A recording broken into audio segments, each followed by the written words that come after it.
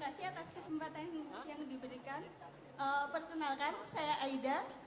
Saya mahasiswa Ilmu Hubungan Internasional S2 di UGM.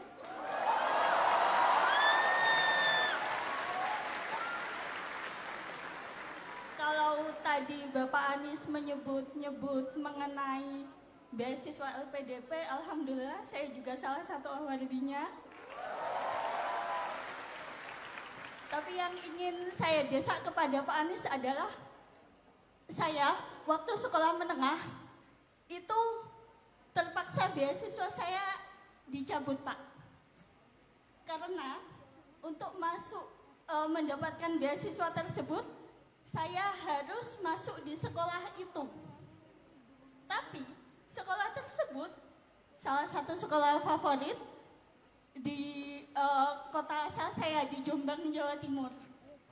Sekolah tersebut adalah sekolah madrasah di kota santri, tapi tidak bisa menerima saya karena aksesibilitas difabel, terutama di lingkungan pendidikan keagamaan itu Allahumma minim sekali, Pak.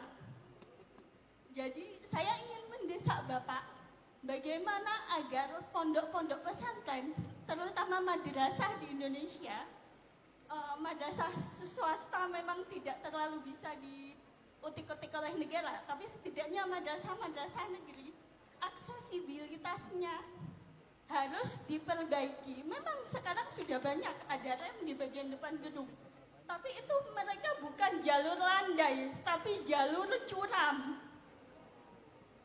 di mana difabel mereka hanya ada sebagai pertanggungjawaban negara atas checklist fasilitas, bukan benar-benar bisa diakses.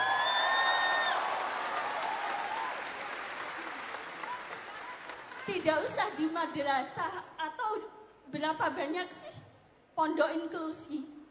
Kalau pondok yang khusus segmented, pondok untuk teman-teman dengan gangguan penglihatan, pondok untuk teman-teman dengan low vision, dengan autis, segala macam itu banyak. Tapi pondok yang benar-benar inklusi, di mana non-difabel dan difabel bisa bergaul dan bergabung dengan merasakan situasi dan kondisi sebenarnya pendidikan keagamaan, itu jarang sekali. Lalu tidak hanya itu saja, Bapak. Saya tahu Bapak alumni UGM. Jenengan juga tahu, UGM salah satu universitas favorit. Ada yang bilang 3 besar di Indonesia. Tapi saya sendiri merasakan bahwa aksesibilitas di UGM sendiri untuk difabel itu hanya 50% yang bisa saya gunakan secara mandiri.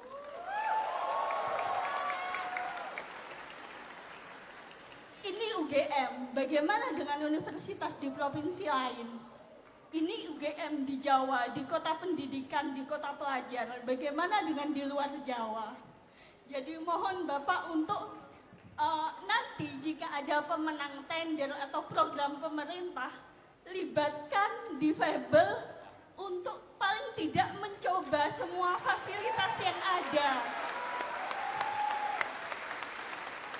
Ya, ya, jadi mohon agar kami dibantu begitu, Pak. Siap. Yes. Tepuk tangan buat Aida. Makasih. Baik, terima kasih.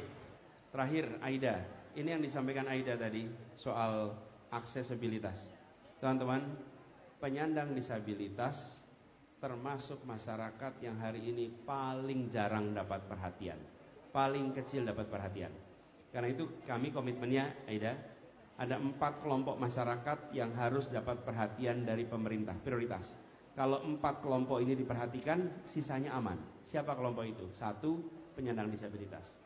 2, ibu hamil. 3, anak-anak. 4, lansia. Jadi kalau membuat fasilitas harus membayangkan untuk 4 ini. Kalau membangun apapun untuk 4 ini. Kalau yang 4 ini disiapkan, yang lain aman. Misalnya gedung aman anak, gedung aman untuk orang tua, gedung ramah untuk ibu hamil, gedung ramah penyandang disabilitas. Yang lainnya aman. 4 ini. Nah, insya Allah Aida nanti yang menjadi komitmen yang baru harus melibatkan 4 komponen ini. Sehingga fasilitas-fasilitas yang dibangun baru harus menyiapkan untuk penyandang disabilitas. Yang sudah terlanjur secara bertahap dikoreksi. Ini kami lakukan di Jakarta. Saat kami bertugas di Jakarta, semua pembangunan gedung baru harus melibatkan penyandang disabilitas dan harus ramah untuk disabilitas. Harus, dan itu sudah dikerjakan. Lalu gedung yang lama dikoreksi secara bertahap.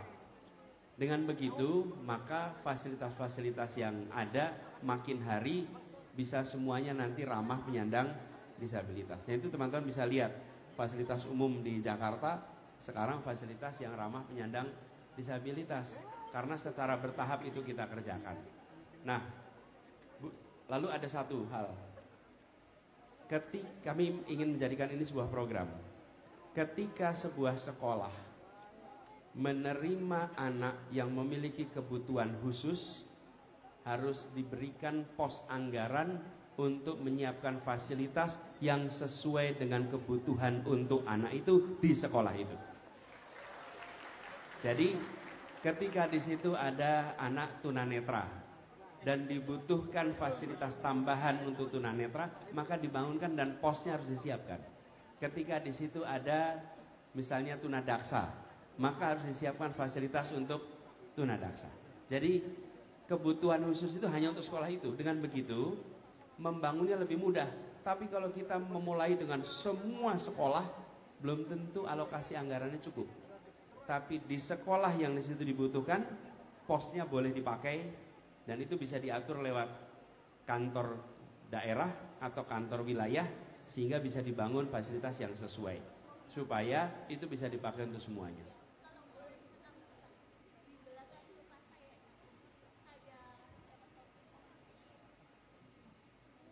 Jadi di belakang rumah itu alhamdulillah ada madrasah kecil, Pak. Karena saya ingat struggle waktu menempuh pendidikan dasar, saya memberanikan diri untuk karena madrasah ya di bawah Kementerian Agama. Tapi ternyata tidak ada pos karena di madrasah kami waktu itu ada 5 difabel, dari mulai tunadaksa sampai yang difabel mental juga ada. Tapi ternyata di Kementerian Agama, di kantor kecamatan itu tidak ada pos. Yang ada pos itu di UPT Pendidikan. Waktu kami ke UPT Pendidikan, langsung dibilang itu di bawah Kementerian Agama. Kami memang ada program untuk shadow teacher dan lain sebagainya, tapi langsung di pingpong itu milik Kementerian Agama. Sebetulnya begitu. Karena memang sesungguhnya posnya belum disiapkan khusus. Harus ada pos untuk dukungan penyandang disabilitas yang itu bisa digunakan oleh Pemda, baik itu untuk urusan di bawah Kementerian Agama maupun di bawah Kementerian Pendidikan, sehingga semua yang membutuhkan di daerah itu bisa menggunakan dananya untuk fasilitas bagi penyandang disabilitas. Gitu ya. Oke, makasih Aida. Makasih. Terima kasih. Oke. Tapi sebelum kita tutup teman-teman, kita